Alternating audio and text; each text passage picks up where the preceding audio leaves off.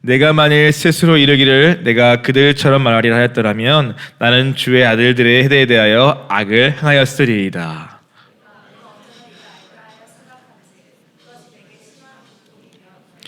하나님의 성소에 들어갈 때에야 그들의 종말을 내가 깨달았나이다. 그들이 어찌하여 그리 갑자기 황폐되었는가 놀랄 정도로 그들은 전멸하였나이다.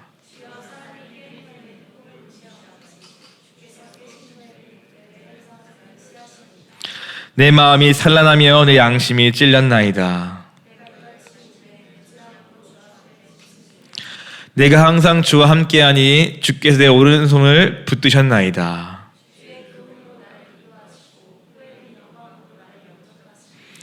하늘에서는 주 외에 누가 내게 있으리요 땅에서는 주밖에 내가 사모할 리 없나이다.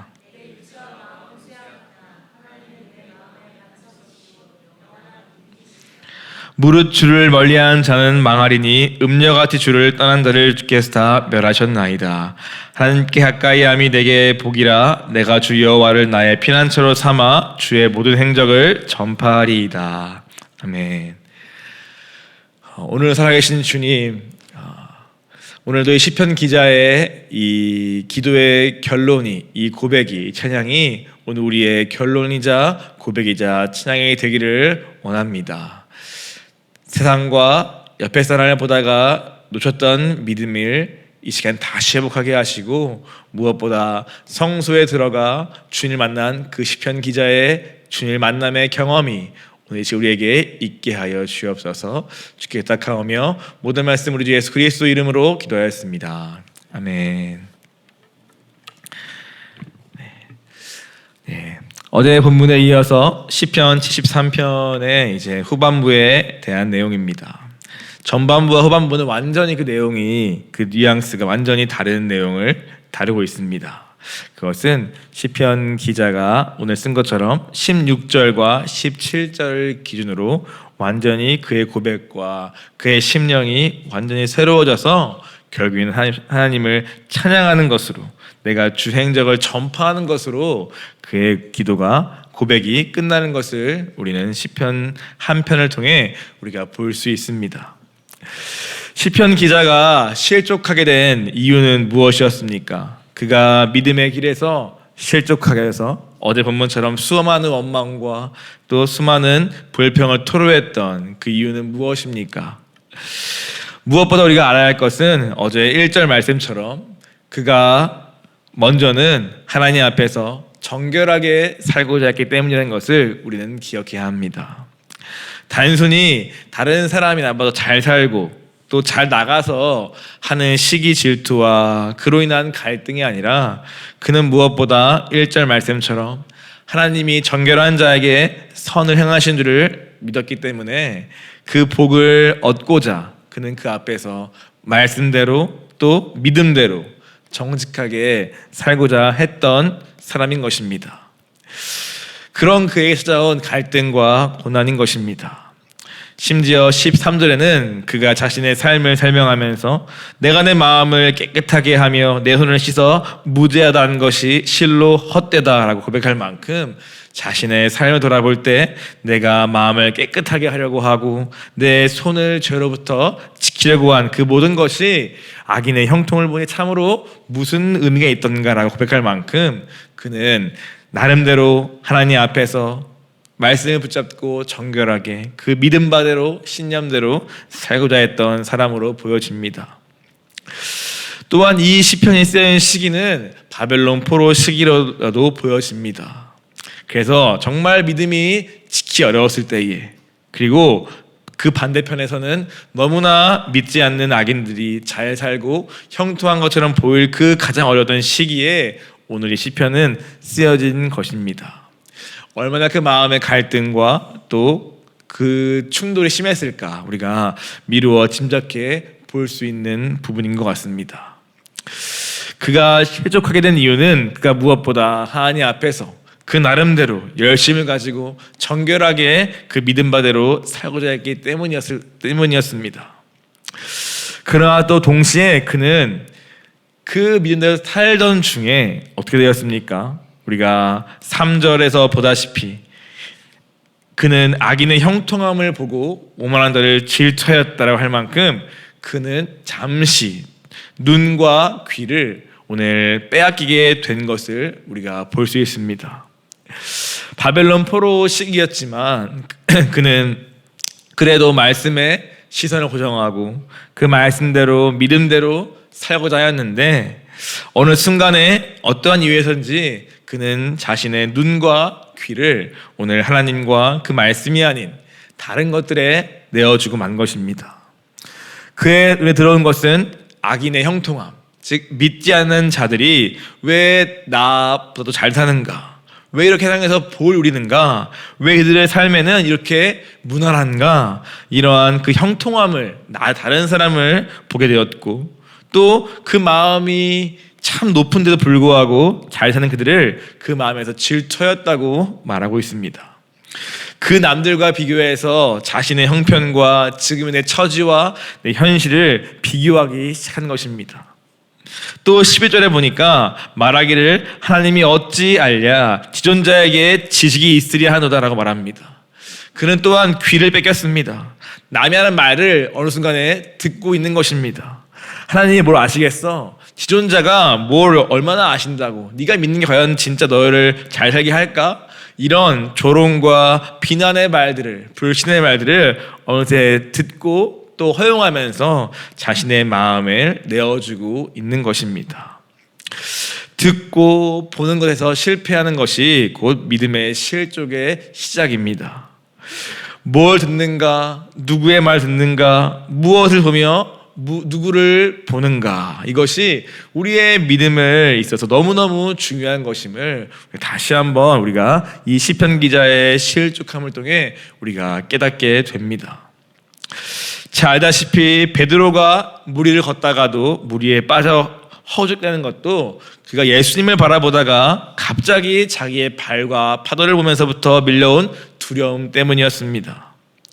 아담과 하와가 선악과를 따먹은 것도 하나님 말씀만을 듣고 지키는 자를 벗어나서 뱀의 말에 귀를 기울이고 그 귀와 생각을 내어주었기 때문이었습니다. 믿음의 조상인 다윗이 실족한 것도 오늘 그가 궁정에서 자신의 눈을 지키지 못한 채 그 눈을 통해 들어온 음란과 정욕에 내어주었기 때문이었습니다. 또한 이스라엘 백성이 사사기 말에 사무엘에게 왕을 달라고 구한 것도 결국 자신의 옆 나라에 있는 주변 나라의 행해진 일들을 보면서 그들의 눈과 마음이 빼앗겼기 때문입니다. 이와 같이 우리의 믿음은 아주 작은 것에서부터 넘어지기 시작합니다. 우리가 오늘 하루 살면서 무엇을 듣고 무엇을 보며 우리가 돼서부터 우리의 마음이 지켜지게 되는 것이고 우리의 믿음이 지켜지게 되는 것입니다.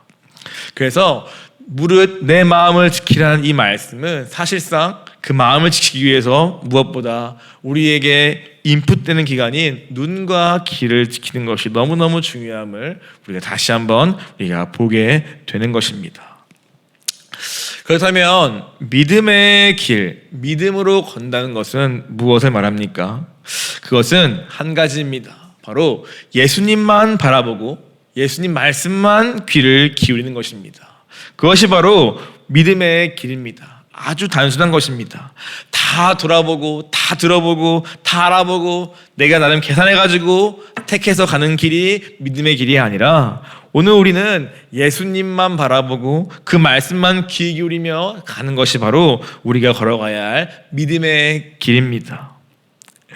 당장 그 내가 믿는 바가 내가 믿고 붙들고 있는 그 약속의 말씀이 내 삶에서 당장 눈에 보이는 현실로 그 결과로 나타나지 않을지라도 변함없이 신뢰하고 그것을 믿는 것이 바로 우리가 해야 할 믿음의 길인 것입니다. 그렇기 때문에 어떻습니까? 믿음의 길에는 반드시 무엇이 따라옵니까? 인내가 따라오게 되는 것입니다. 성령의 열매도 그래서 인내가 있는 것입니다. 인내는 주님이 우리에게 요구되는, 우리에게 주고 싶어 하시는 하나님의 성품입니다.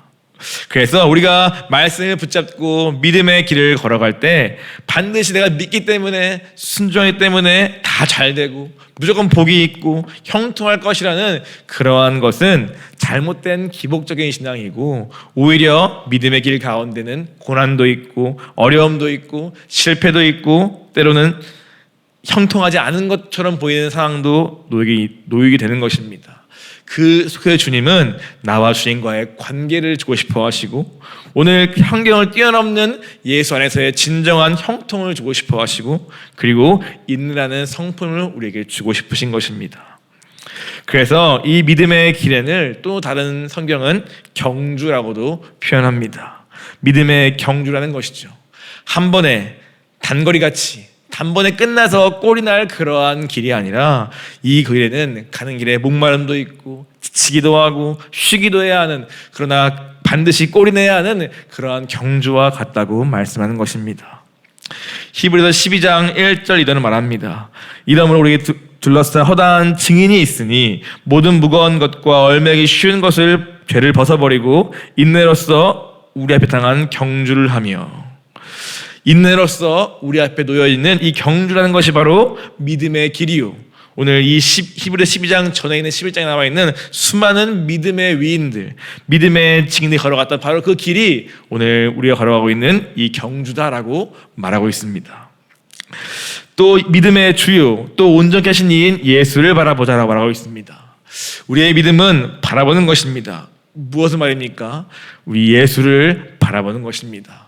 우리를 온전케 하시고 우리를 부르시고 이미 앞서 그 십자가의 길을, 그 경주를 걸어가신 예수를 끝까지 바라봄으로 가는 길이 바로 우리가 걸어가야 할 믿음의 길입니다. 그러나 우리는 오늘 시편 기자와 같이 그 길을 걷다가도 때로는 종종 실족하고 넘어지기도 하고, 그래서 다른 사람을 보며 원망하고 불평하는 자리에 놓이기도 합니다. 한마디로 이 시편 기자가 겪는 이 오늘의 이 믿음의 시험과 이 어려움이, 이 상태가 오늘 우리가 걷는 믿음의 길에도 반드시 있다는 뜻입니다. 왜 그렇습니까? 오늘 이 시편 기자가 이 믿음의 시험과 실족이 있었으나, 그러나 오늘 우리가 보는 결론에서 보다시피 이 시험과 이 실족을 통과한 시편 기자의 믿음은 더욱더 살아있는 믿음이 되고 더욱더 강건한 믿음이 된 것입니다. 오늘 하나님 우리에게도 마찬가지입니다. 우리가 앞으로 이제 믿음을 가지고 걸어가야 할 수많은 길이 있습니다. 이미 열어주시고 보여주신 길이 있습니다. 그 길을 걷는 유일한 방법은 지식과 경험이 아니라 우리의 믿음밖에 없습니다.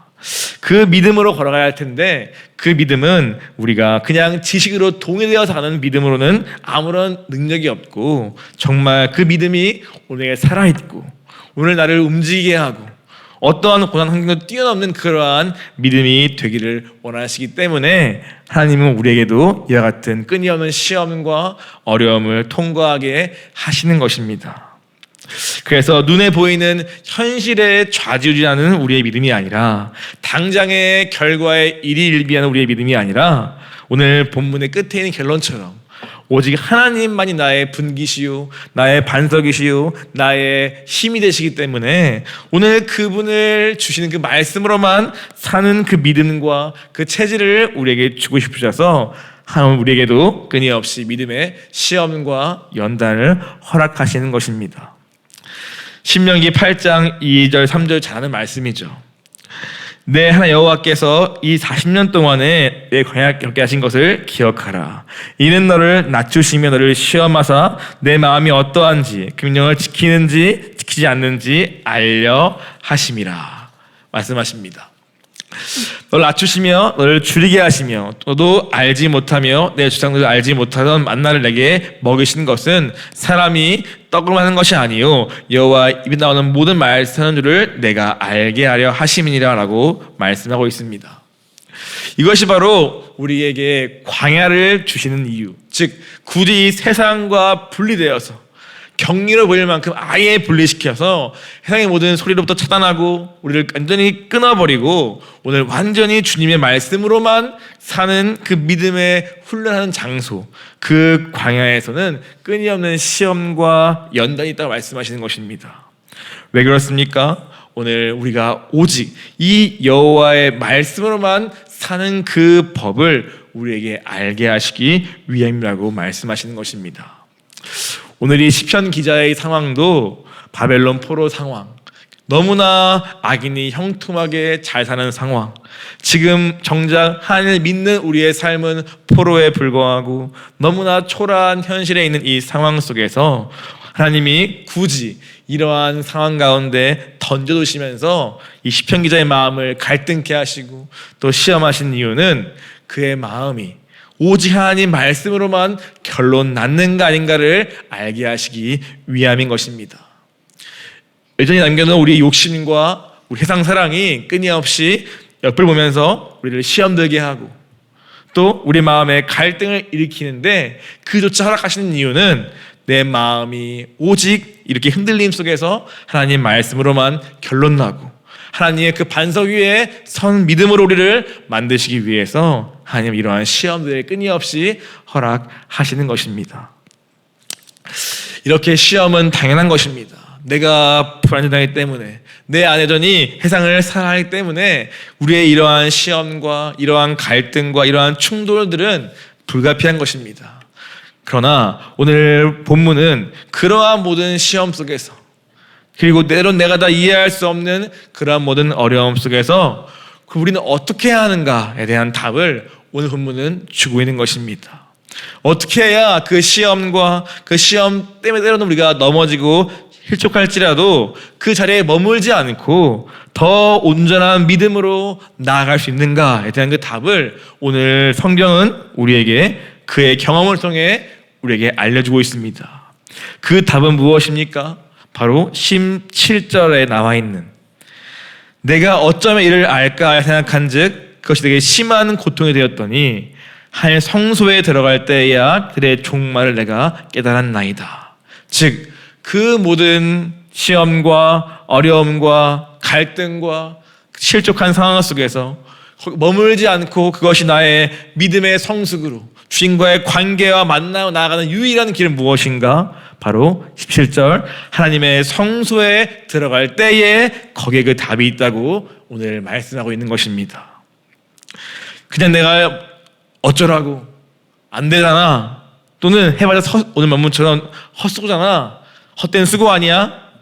이렇게 스스로 낙심하며 절망하며 또는 포기하며 또는 원망하며 내 분을 가지고 있는 그 자리가 아니라 오늘 그것이 되게 심한 고통이 되었기 때문에 포기가 아닌 하나님의 성소에 들어가는 것, 오늘 거기에 우리의 답이 있다고 오늘 성경 우리에게 말씀하고 있는 것입니다.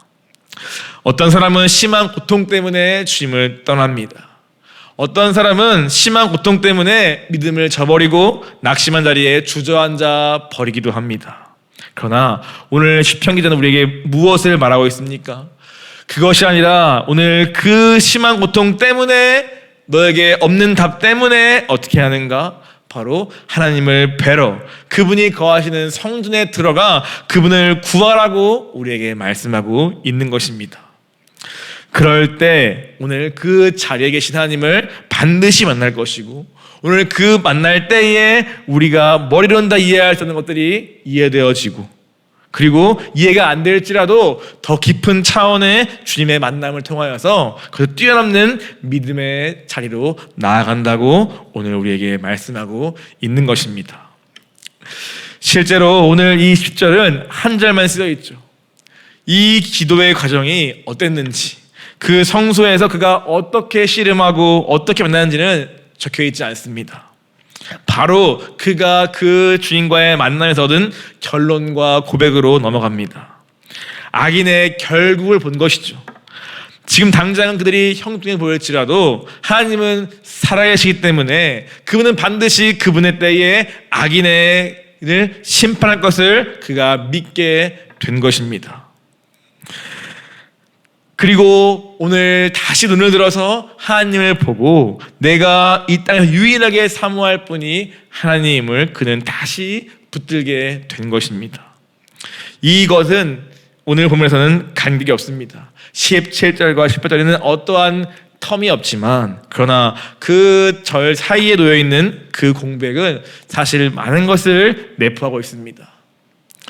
우리가 성소에 들어와서 어떻습니까? 바로 주님을 만날 수 있습니까? 바로 그분의 음성이 들리고 그분의 뜻이 깨달아집니까? 전혀 그렇지 않죠.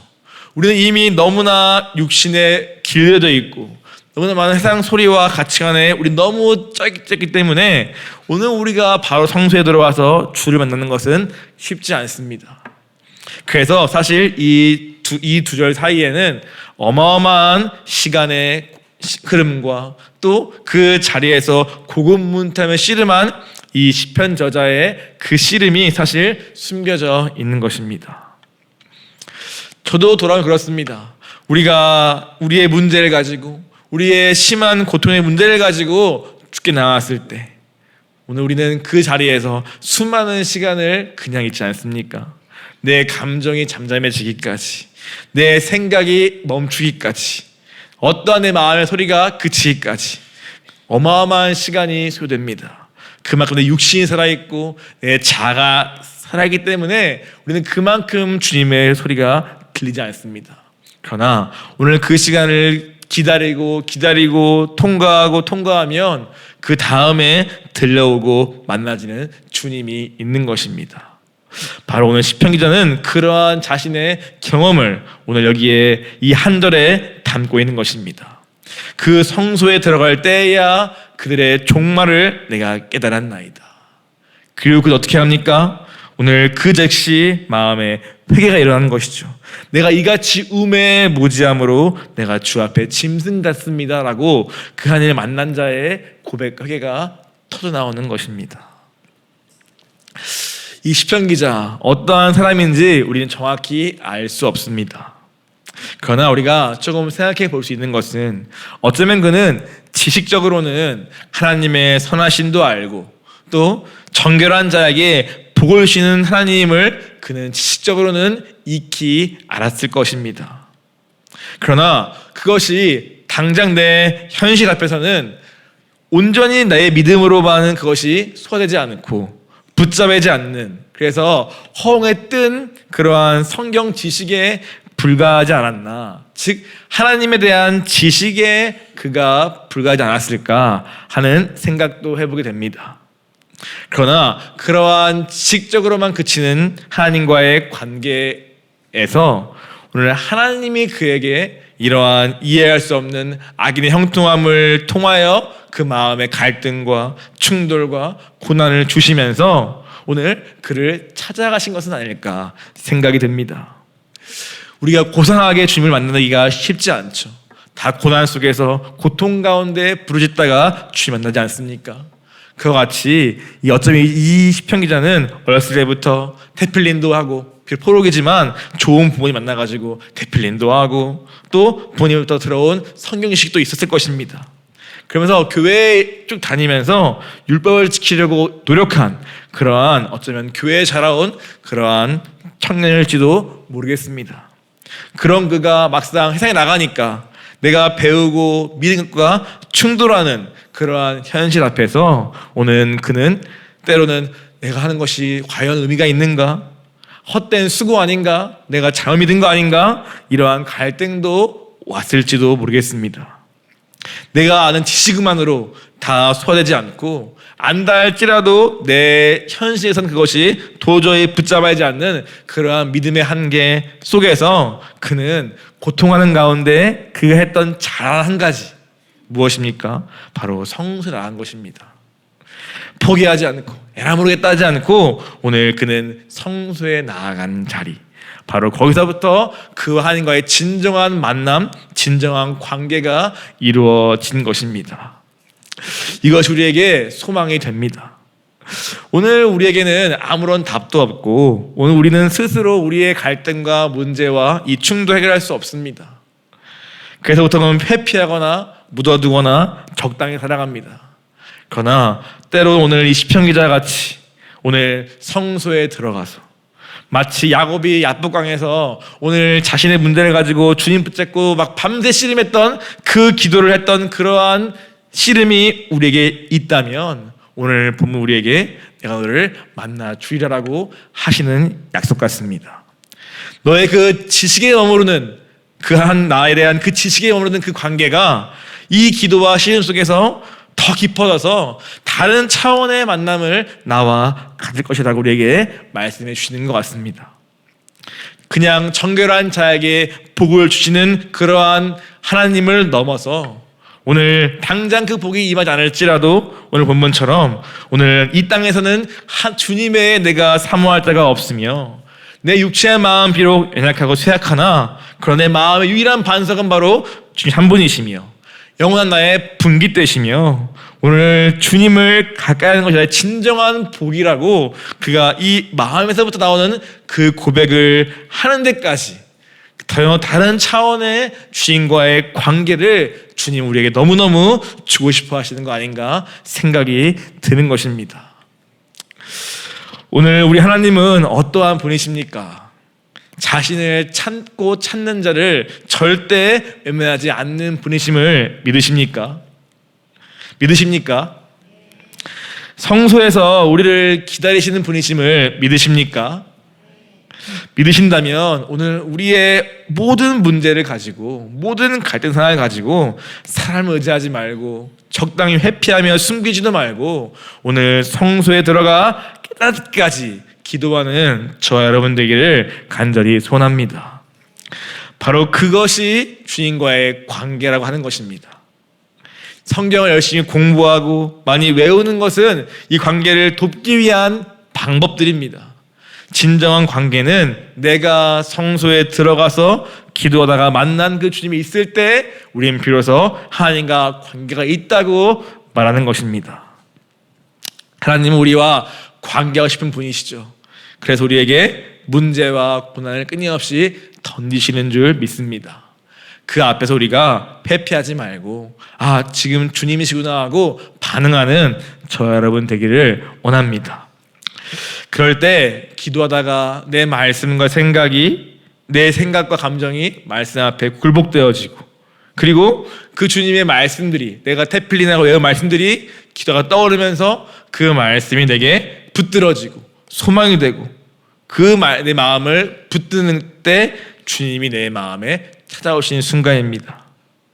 그러면서 다시 그 말씀을 붙잡고 현실은 안 바뀔지라도 감격과 기쁨으로 일어서고 새로운 소망과 마음의 힘을 얻게 되는 그것이 바로 주님이 내 마음에 쌓으실 순간이고 관계의 시작인 것입니다. 이것이 바로 나와 주님과의 이야기이죠. 우리가 불러 찬양한 것처럼 달리기처럼 나와 주님과의 이야기. 그것은 그냥 달린다는 것이 아니라 오늘 이렇게 모든 문제 앞에서 주님께 엎드려서 말씀으로 점을 찍고 그 말씀에 마음에 임하고 그 붙들고 순종하는 바로 그것이 나와 주님과의 이야기인 것입니다. 그것이 바로 어디서? 주님의 성소에서 일어나는 일이라고 오늘 우리에게 말씀하고 있습니다. 그 성소에 들어가시기 바랍니다. 나아가서 주님을 만나기를 원합니다. 그 시편 기자는 여기서 주님의 진리를 다시 붙들게 됩니다. 그렇지, 하나님은 악인을 심판하시지. 그러면 나는 악인의 형통함을 비교하거나 부러워하지 않고 오늘 내가 할 순종에 집중해야지 라고 그는 결론내는 것입니다. 악인의 심판은 주님의 몫이다. 내가 그거에 불화할 게 아니다. 오늘 나는 다시 눈을 들어 주님 바라보고 내가 그 관계 안에서 내가 해야 할 나의 순종에 집중하자. 옆 사람 보지 말자. 비교하지 말자. 질투하지도 말자. 오늘 그것은 마귀가 속이는 것이다. 오늘 나는 유일 한 가지 나와 주님 사이에서 내가 오늘 하루 무엇을 기쁘게 할까? 오늘 내가 무엇으로 나의 삶을 번제로 다 태워 주님께 드릴까? 이것이 우리의 고민의 전부가 되어야 하는 것입니다. 그럴 때 우리는 오늘 이 믿음의 길에서 넘어지지 않을 수 있는 것입니다. 악인의 형통을 부러워하던 시편 기자였습니다. 그의 고난 없고 문제 없는 그의 형통한 삶의 모습을 부러워했던 이 시편 기자였습니다. 그러나 그는 오늘 본문의 끝에 이 성소에서 어떠한 고백으로 오늘 이 기도를 마칩니까? 바로 하나님께 가까이함이 내게 복이라 라고 그는 고백합니다. 아, 그렇구나. 오늘 저 악인의 돈 많고 잘 살고 덜 아프고 병도 안 걸리는 이러한 건강과 그러한 세상에 말하는 복이 갖는 것이 오늘 나는 잠깐 부러워해서 넘어왔는데 아니다. 오늘 진정한 복은 무엇이냐? 바로 하나님과 가까이함. 오늘 내가 그분을 아는 것, 그분과 내가 관계하는 것, 내가 그 안에 거하는 그것이 내게 진짜 복이라는 것을 그는 다시 붙잡는 것입니다. 그것들은 복의 그림자에 불과하다. 그럼 실체는 무엇인가? 하나님 그분 자체가 복인데 내가 그분을 내가 이미 소유했는데 내가 어디서 내가 방황하는가 깨달으면서 내가 다시 고난 속에서 주님을 가까이 하게 되었고 그 주님을 가까이 말미암은 그 관계를 회복한 것이 내게 진정한 복이라고 그는 고백하고 찬양하고 있는 것입니다. 오늘 여러분에게도 이 주님이 나의 진정한 복 되십니까? 내게 돈이 없어도 가난해도 내게 건강이 안 좋아도 내 사업이 실패해도 내 자녀가 안 될지라도 오늘 그로 인한 고난 때문에 내가 주님을 가까이 한다면 내게 복이라고 고백할 수 있으십니까? 아멘입니다. 그러나 혹시나 그것이 내 마음에 걸림이 된다면 오늘 본문처럼 성소에 나와 기도하시기 바랍니다. 그 걸림이 다 없어지고 어떠한 것일지라도 내가 비천에 처할지라도 오늘 주님 때문에 내가 기쁘다고 하는 그 고백이 나올 때까지 기도하는 것이 오늘 시편에 주신 우리의 메시지일 것입니다. 그리고 또 고백합니다. 이 여호와를 내가 이 주님을 내가 널리 전파하리라 라고 고백합니다. 내가 만난 이 복이 얼마나 좋으면 얼마나 이게 내가 찐이면 내가 넘어서 남에게 이것을 전파한다까지 말하고 있는 것입니다. 바로 전도와 선교는 이런 맥락입니다. 내가 만난 주님이 너무 좋아서 오늘 여전히 저 헛된 복을 붙들고 살아가는 저 악인들에게 진정한 복을 나눠주는 것, 오늘 그 마음을 갖는 것이 진짜 전도자의 마음이요 선교사의 마음인 줄 믿습니다. 우리 중고등부 친구들에게도 이러한 마음이 회복되기 원합니다. 서로만 보면서 시기하고 질투를 넘어서 오늘 하나님만 바라보며 오늘 난 뭘 순종할까? 이것이 우리 친구들의 믿음의 싸움이요 경주이고 그럴 때 서로가 진정한 믿음의 우정이요 동료가 될 수 있는 것입니다. 그러한 공견에는 우리 중고등부와 청년부와 우리 모두 되면 좋겠습니다. 끝으로 믿음의 길은 옆에 사람을 보면서 가는 걸음이 절대 아닙니다. 함께 가지만 서로를 보다가는 다 죽습니다. 주님만 바라보고 함께 걸어가는 것입니다. 그리고 세상을 오면은 더욱더 갈 수 없습니다. 오직 주님만 바라보고 오늘 말씀은 사모하며 그 약속을 붙들고 가는 걸음이 바로 우리의 믿음의 걸음입니다. 혹시나 오시다가 놓쳤던 넘어왔던 믿음의 걸음이 있다면 옆을 보다가 다른 사람 보다가 세상 보다가 넘어진 믿음의 자리에 계시다면 우리 다시 성소로 들어가서 그 주님을 만나서 관계를 회복하는 우리 되기를 원합니다.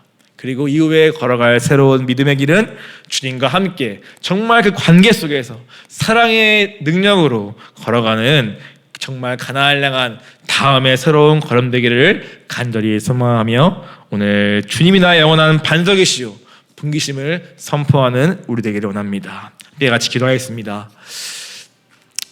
주님, 오늘 주님만이 우리의 유일한 반석 되시고 영원한 분기심을 고백합니다. 오늘 주님 외에 헛된 것을 구했다 우리의 모든 수고를 이 시간 내려놓게 하시고 어떠한 고난과 고통이 있을지라도 그 고난이 나를 주께로 이끌었다면 그것이 나에게 진정한 복임을 이 시간 고백합니다. 주님, 오늘 우리 마음 가운데 오늘 심한 고통이 있습니까?